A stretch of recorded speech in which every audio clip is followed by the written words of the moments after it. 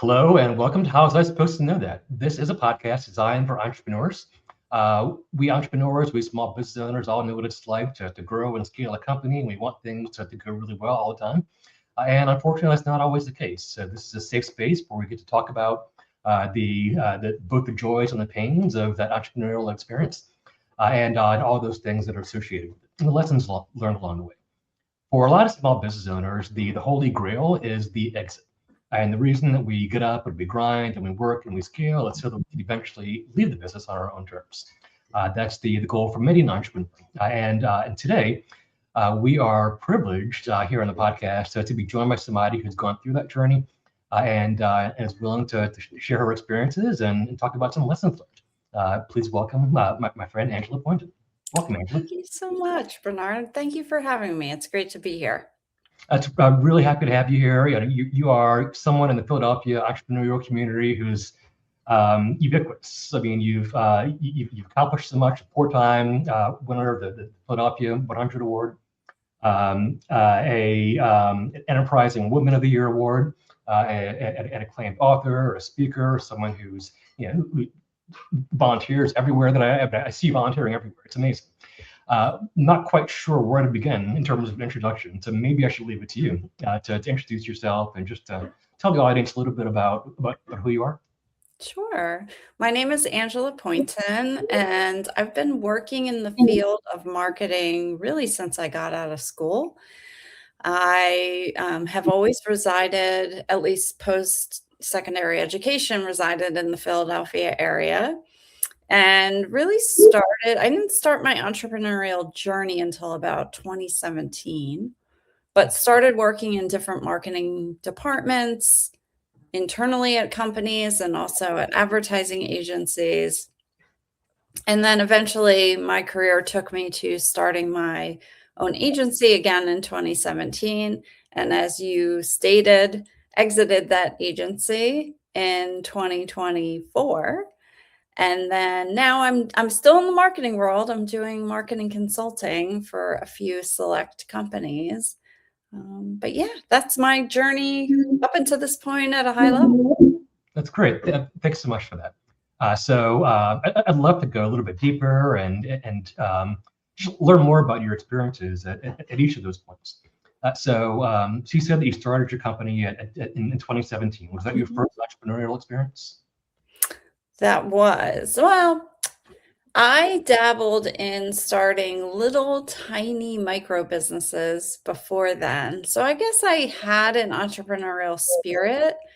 I just didn't know. I was so naive as to what it took to start a company, how to grow it, how to scale it.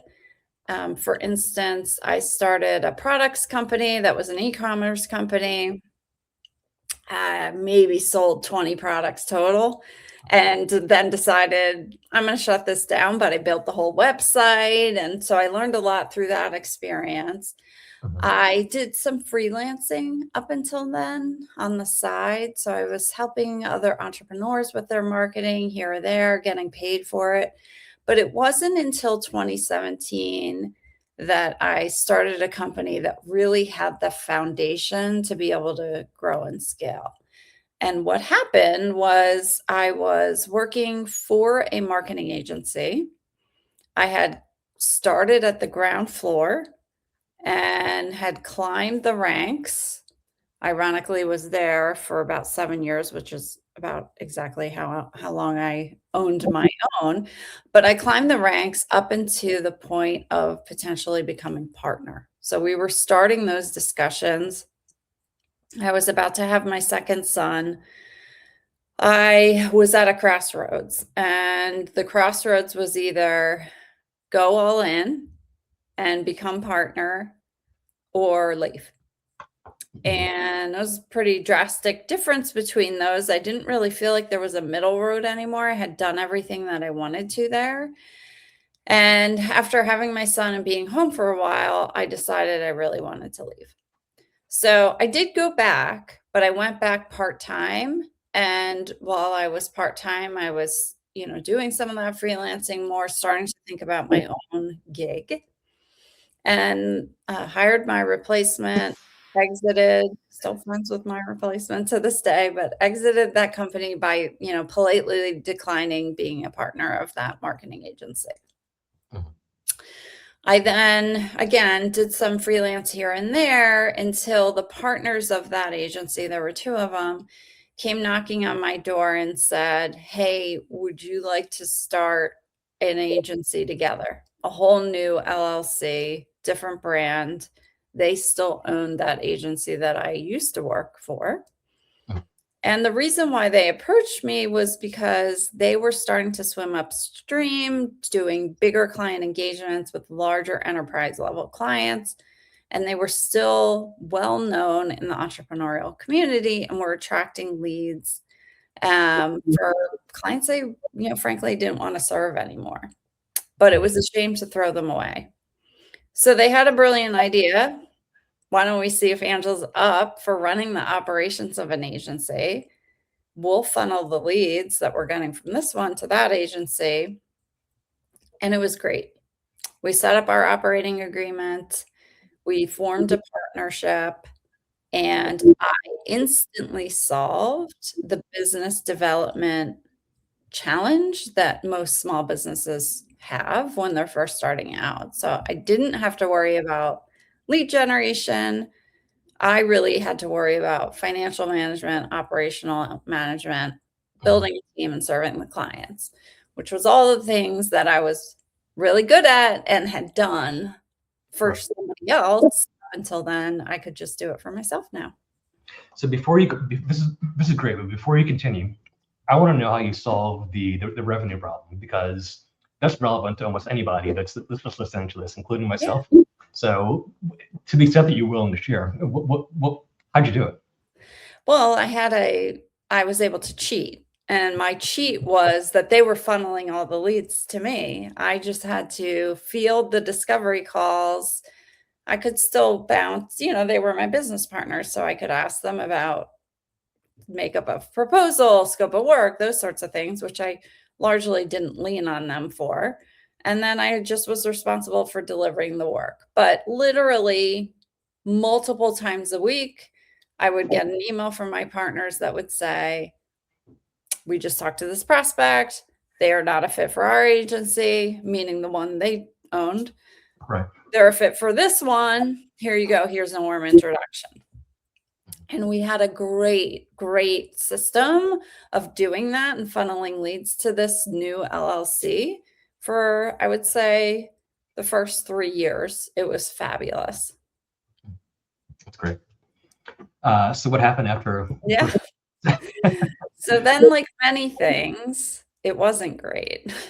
And what started happening, whether it was because of the economy or different things that they changed in their own agency, I don't know.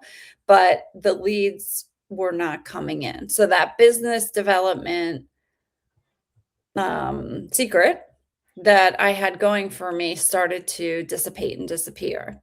And Mhm. more and more, it was on me to generate leads, right, for the organization. And so it wasn't, that was not in our contract together. It was clearly stated that that was their responsibility. But of course, I was addicted to growth at that point. I wasn't going to let things decay or decline. I wanted to keep growing. And one of the things that I, in a naive way, thought, Bernard, when I started this agency with them is, I'm going to sell this someday. Like I just knew from day one, which was a ridiculous thought to have when the agency's worth $0 or $50 or whatever. But I was hell bent on getting to that point some way, somehow. So after about 3 years, the the leads were not funneling in. I was looking at month over the month performance, and I was scratching my head and saying, "Okay, I'll go out and start speaking. I'll write a book. I'll, do the things that are going to help shake the trees and generate leads, even though contractually it wasn't, stated as my responsibility, right?"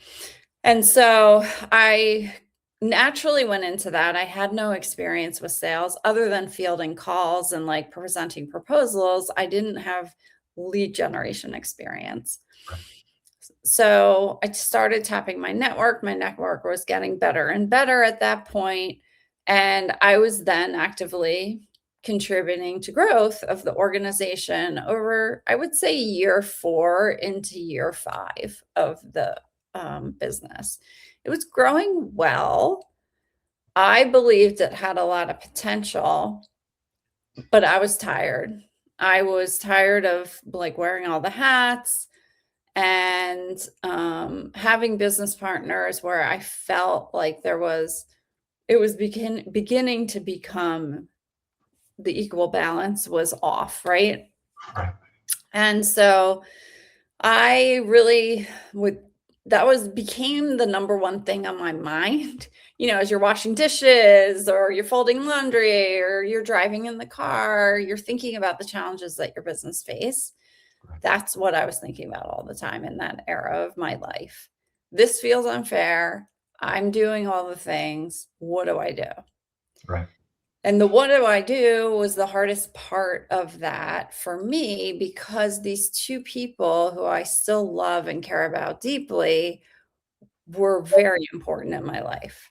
I had worked for them for a long time at the agency that they still owned. One of them, I worked at a job even before that. He was my VP of marketing when I was very young in my career. So it was a lifelong professional friendship Right. that was going deeper and deeper as far as the strength of the relationship. And I knew the moment that I said the words, I need to buy you out, or I want to buy you out, it jeopardized that. And so I don't know about you or your listeners, but for me, I need to be 1,000% certain before I do anything. I am a high fact finder. I like to get all my ducks in a row. That And resonates. so you too. Yeah. So I hired a mentor to help me through this, somebody who had seen partnerships form and dissolve. I hired a therapist because I really was struggling with the friendship piece of it. Right. And I leveraged EO, the organization that we met through. My EOA mentor at the time was somebody who had bought and sold businesses who I could really tap into. So, Angela, I know EO, I know EOA. That's where we met, but not everybody in the audience necessarily does. Would you mind just giving a brief description of what those terms mean? Yeah. So Entrepreneurs Organization is what EO stands for. It's a global organization. There's chapters all over the world. We are in the Philadelphia chapter, which is local to us, but for anyone listening, you can look up their website and find a chapter near you. But in essence, it's a wonderful program for entrepreneurs that helps with these challenging things in a confidential space where you can lean on peers and get experiences from others and really learn and grow. EOA stands for EO Accelerator, which a lot of people start in before graduating to EO. And it's a program designed specifically to help smaller organizations get above the $1 million mark by working on three to four important pillars. And you work with a coach and a mentor, plus 3 or 4 other peer entrepreneurs. That was the program that I was in at the time. And the facilitator of the group that I was in is the person who had bought and sold multiple businesses. And he's definitely still a mentor to this day for me. And I really leaned on him and his expertise heavily because I was a big basket of emotional nerves. And he brought the outside world perspective and kind of, in my experience, this is how it's been done, that I desperately, desperately needed. Yeah. So it sounds like you assembled a pretty big team before you even broached the subject of a buyout from your partners. The Right. team was a combination of full-time and part-time people, but yes. And I'm sorry, let me clarify. I didn't mean the employees Ah, in your company. What I mean more is your almost you stumbled. It sounds like you stumbled almost an advisory board of consultants and people that could provide you the support that you needed to get through this process strategically, emotionally, yes. all those things. All those things. I needed scaffolding. I knew I couldn't do it on my own. And that's very much me. Like, check all the boxes and make sure I hear all the opinions and then can distill it down into what feels right. And so I did that for probably about, I was seriously thinking about this for about 4 months, where I was leaning heavily on others, presenting to my group, issues around this, and really was a sponge for any experience shares that people had around this topic. So in that 4 month period, what was giving you the most anxiety? Um, I think 2 things. I think having the actual conversation and how to remain cool, calm, and collected in a very emotional conversation that I don't know, but I don't think they were expecting. That was 1. And 2, really understanding what this meant for me from a financial perspective. When you start a services-based business, oftentimes people put sweat equity into it rather than money, and that was true here. But when you buy out business partners, now you're talking about making a financial investment on yourself that you have to pay. I mean, it was serious, like, it was a big chunk of money, and there's personal guarantees. I did a loan through a bank, that I had to talk about with my husband, and I hadn't had to have those kinds of conversations in my entrepreneurial life up until then. Everything else was bootstrapped and just sweat. Right. So you knew that. So there's a very real relational part of this that you mentioned. I think that's important to talk about. But then there's also a financial component of it that it sounds like it was the first time you're going through something like this, uh, and that must have been quite a learning curve as well. It was, yeah. Can you speak to that a little bit? Yeah, I mean, at the end of the day, I did not take out an SBA loan. It was a regular bank loan. Can't quite remember to this day why. Been too long, but I looked at what the monthly payment on the loan would be. I looked at what the net profit was on a historical monthly basis. Mhm. I looked at, we did like dividend sharing, profit sharing amongst the 3 of us. So I looked at what that was. Again, like, I got to find all the facts before making a decision. So it became a math, like, am I willing to bet on this? And I knew that what helped that situation was the growth, despite the challenges with lead generation that were happening, the growth was great. So it didn't give me pause. Of course, the world could fall out from under anybody. Sure. Entrepreneurship is a roller coaster, but if it had been rocky, I would have been even more challenged to make that decision. Luckily, it wasn't. So you do your fact finding and you're working with your advisors over this 4 month period, and eventually you're ready to have that conversation. What was that like? Did you schedule a meeting? Did you do it in a restaurant so it was in public? It was over Zoom. Okay. It was over Zoom. I was sweating profusely, but trying to smile and be calm and professional. It didn't go great. So we had in our agreement, in our operating agreement, that if anybody ever wanted to buy one another out, we'd come up with a valuation and kind of both sides would do a valuation and then we'd meet in the middle. Well, I presented what I thought the valuation was, and it wasn't received well. So we were stuck. And what we decided is that we needed a third party valuation of the company. Mhm. And that's ultimately how I met the M&A agency that I would sell the agency through. There was an agency in New York called Barney at the time. Now they're called Merge, and they specialize in M&A deals for marketing agencies. Okay. And so my two partners had known of them. I had heard of them, but never really like connected with them. But I did. And at the time, I'm sure they don't do this now. At the time, they were willing to perform a free valuation. And so it was really easy to obtain.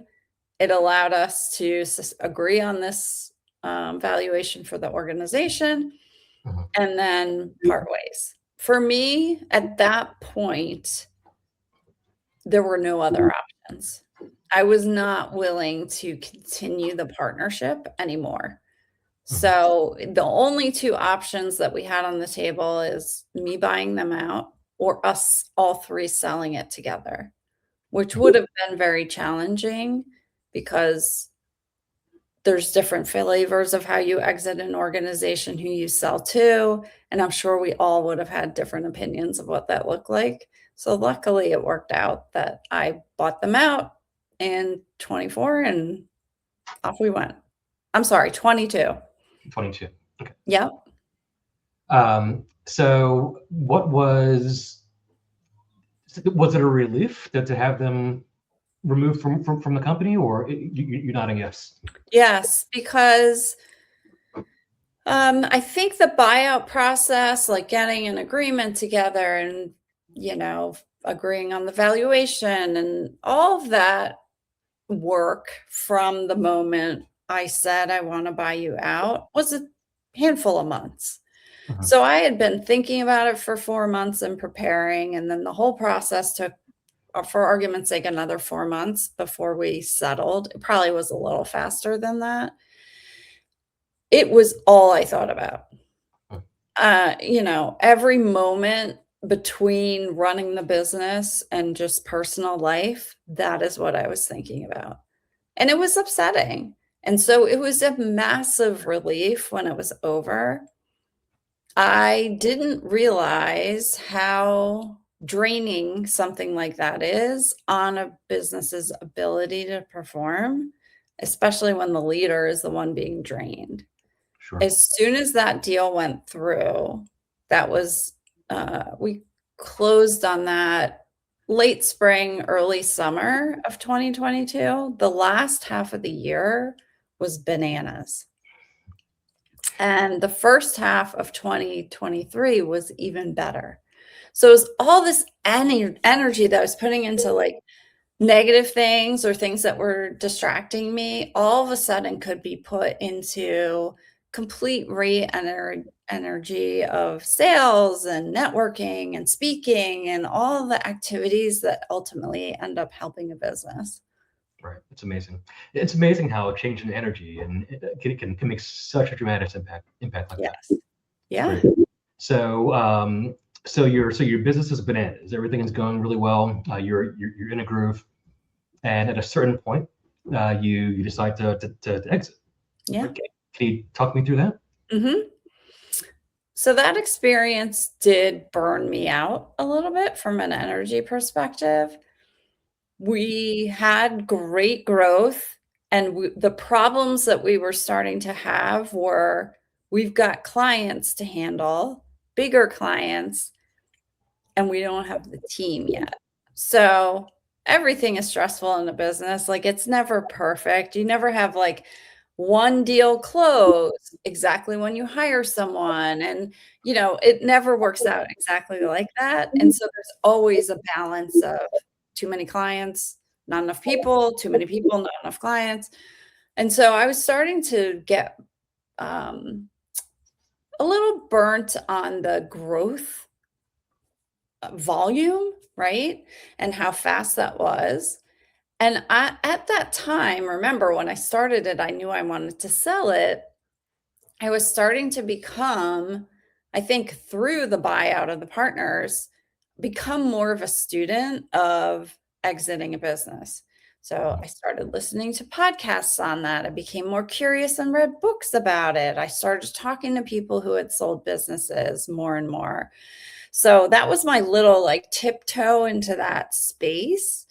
And I just started sponging. And what I learned, and everybody knows this, but it became so real to me through the different stories I was listening to on podcasts and such, that you really need to sell when you're doing well. That you don't want to wait until you're not doing well to decide, right? And so we were doing so well. And on paper, it was a beautiful story. And I started getting curious, is now the time? They never tell you that you don't know when you're up. It's very easy to know when you're down because you've been up and you've gone down. But how do you know you're not going to be up more in another quarter or another 6 months or a year? And so I was like, well, I'm never going to know what the future has in store. I think I should reconnect with that valuation firm and just see what they have to say. So in October of 2023, which was only a year and a half after I bought the two partners out, I decided to take a train ride to New York City and meet with them. Had an hour meeting. I'd sent them some stuff earlier. So we went through everything, talked through how it would work. And they didn't say anything to make me feel like I shouldn't sell right then, which was kind of the approach that as I'm taking the train up there, I'm like, I don't take a meeting like that or do a meeting like that just because, you kind of have intent with it. So on the elevator ride down, I'm like, this is it. We're doing it. So worked out the details of the contract with them, probably took a week, and it was on the market and listed by early November. Wow. That's a quick turnaround, it sounds like. Mm-hmm. Yes. So once it's on the market, what happened after that? It was a good story. So it attracted a lot of interest. I ultimately put it on the market in early November, had 5 offers before the holidays. So like mid-December. Started looking through those offers. They were different mixes and flavors, different types of buyers, some PE buyers, some buyers who wanted an agency or already owned an agency. So I looked through all 5 of those with them and then ultimately signed off on the LOI that was the most appealing to me, which was another marketing agency that was growing through acquisition. I liked that. I'm sorry, I got some definitions in place here. PE stands for private equity, and LOI stands for letter of intent. That's a document that attorneys use to signify a buyer's interest in selling a property or a business. Sorry to interrupt you, Angela, but please. No, that's so good. Good. I'm glad. The buyer that I ended up selecting was an agency who was growing through acquisition. I liked that. That felt good to me. The PE model did not feel good to me personally. One, I felt like I was too small for it. So I would be like the small person in their whole portfolio mix. And I don't love that. 2, I think there were 2 PE buyers. They wanted me to hang on and to work in the company for another 3 years. I was ready to be out. So I selected that buyer because I liked the structure of it, but also he only asked for a 90-day transition once it closed. So we started due diligence, which is where they look at all your reporting, accounting, finances, team, all the things. That whole process took 7 months. And at the end of May 2024, it was closed. We were done. So, what did you do? Well, so you closed. Was the closing physical? Was everybody actually there in the same room, or was it all done electronically? We were a remote company. Okay. This person was in Denver. Mhm. He did fly out the day after we closed, flew out that night, and we had talked about doing this ahead of time. We just didn't know what the date was going to be. So he bought a ticket and flew out to Philadelphia, and we did meet in person for 2 or 3 days and really worked through the details of the client, introduced him to the team, all via Zoom. Mhm. But he and I and the head of, the agency, the operations, my second in command, met in a conference room during that time period. So once the deal was completely done, and well, what was the first thing that you did? Did you celebrate? Did you go on a vacation? What happened? What did you do? Yeah. It was a crazy time of year or time in my life. My oldest son was graduating high school. I think graduation was 8 days after the day of closing, but on the day of closing was the day that they bus all the seniors to their elementary schools that they went to, and they do the clap out with the kindergartners and the teachers that, some of them had. And I went to that. It was extremely emotional for a lot of reasons. There was a lot of change, a lot of celebration. It was all good emotions.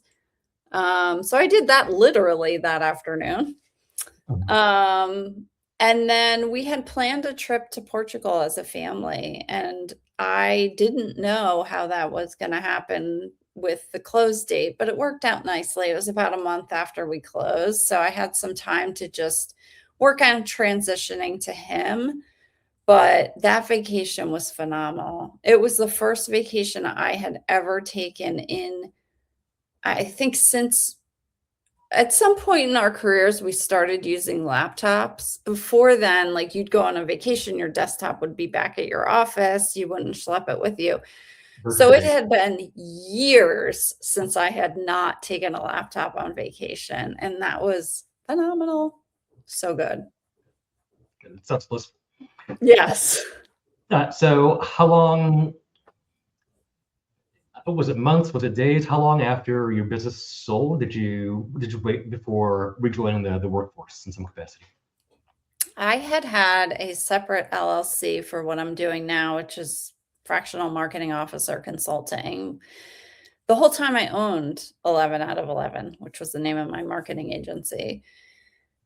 And I only let myself handle like one client at a time while I owned the agency. It was my way of still staying connected with client work, Mhm. which as you run a business and you grow and scale, you get further and further from the clients, the marketing problems, solving those problems, those sorts of things. And I mean, that was my degree, my career. I didn't want to totally remove myself. What that meant, however, is I had a client that I was working with, and I needed to continue to serve that client. And so I really was working from day one. Now, I think that was a good thing for me. The more and more I talk to other people who have exited their business, they take a big long vacation. They go to the woods or the lake or the beach or whatever's spiritual to them, and then they start getting antsy.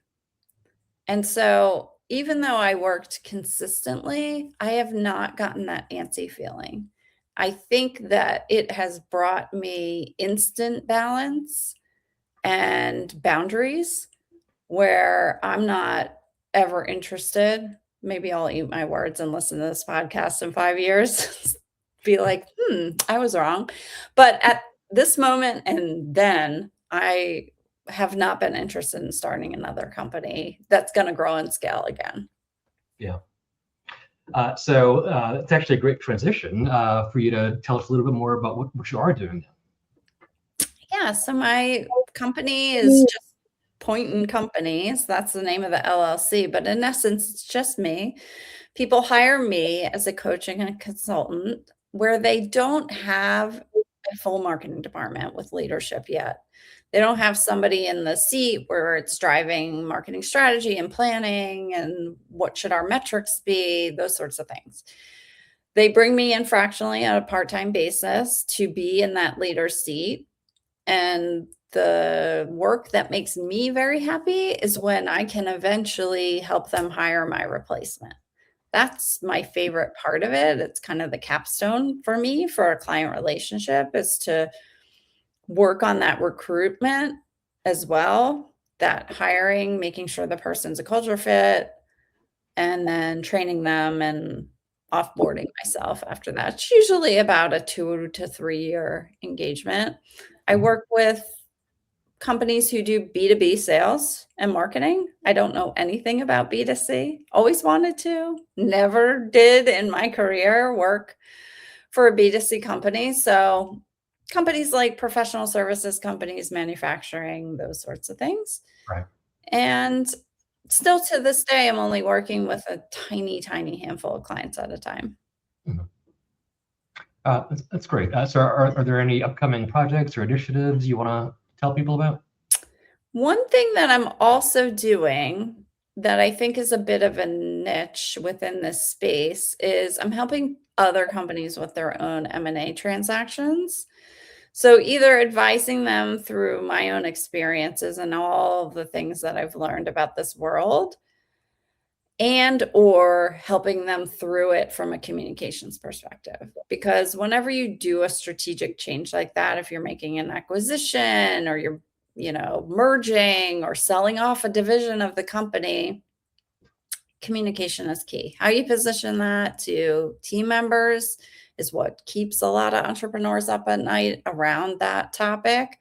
Mhm. But then your partners, your vendors, your clients, most importantly, if you're big enough, the outside world and media. So I've taken on a few of those projects since selling my business, and I absolutely love them. That's great. You're the perfect person to talk about that. Thank you. So before we close here, do you have any parting words of wisdom from your experiences to share with the audience? You may be thinking about an exit. Yes, I think a couple of things. One, know that it is possible. Believe that it is possible. We work so hard to build these businesses, and they are assets. There's a fact and figure. I saw a certified exit planner speak. A huge percentage of entrepreneurial businesses, I can't remember the exact percentage, don't get sold. They just dissolve and end, which is a shame and a huge vacuum of value in our overall economy. But most of all, for the entrepreneur and their family themselves, building an asset that you can sell creates generational wealth. It makes huge ripple effects in people's lives, from the buyers' lives, the employees' lives, the clients' lives. And it is worth educating yourself about and learning more about. I encourage anybody to become a student of that. And there's not a lot of material out there. So that's a good news and a bad news. Good news is you don't have to read a whole lot because not a lot exists. The bad news is it seems to be a little bit of a secret that only a few people know about. But there are podcasts and other things that people can, tap into and learn more about. That would be number one, is to really learn about that. Get yourself educated. Number two is, just like the name of your podcast, it is a rocky road. It's an emotional road. Selling a business is very, very emotional, but there's people out there that can help you through that. There are advisors, coaches, people who've done it before are extremely generous with their time. Even if you're, like I was, very young in my career, but still hungry for knowledge, I wanted to talk to anybody who was willing to share their story and experience with me. And that was extremely helpful. That's great. And I want to thank you for sharing your experiences with me and the listening audience here. You've added to the curriculum, to the resources that are out there for people who are considering this. And say thank you again for that. If anybody would like to follow up with you, to maybe to pick your brain or even hire you, what's the best way to get in touch? The best way is probably either LinkedIn or my website. So I'm on LinkedIn. It's just Angela Pointon. Pointon is Pointon. Or you can go to my website, which is angela-pointon.com. angelapointon.com. Great. Thank you so much, Angela. Angela, this has been a pleasure. I really enjoyed this conversation. Mine too. Thank you for having me. Thank you. And this has been another episode of How Was I Supposed to Know That? Bye, everyone.